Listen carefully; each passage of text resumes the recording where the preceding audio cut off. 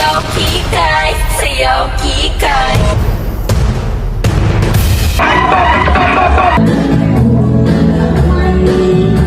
And alam niyo naman, ang performance is mandatory for the newly hired for the dance performance. Sorry, mahiyain po ako. Baka pwedeng iba na lang po. Nakita mo na ba yung balita na to? Nagpapaalala ang DOLE ngayong Christmas season. Wala dapat pilitan sa company Christmas parties. Pero ang tanong ng marami, bawal ba talaga yan? At pangalawa, killjoy ka ba kapag tumanggi ka? Hindi ka killjoy kapag may boundaries ka. Ayon sa labor code, hindi pwedeng pilitin ang empleyado sa activities na wala sa job description, lalo na kung laban sa paniniwala, religion, mental health, o personal discomfort. Don't confuse pakikisama with pamimilit.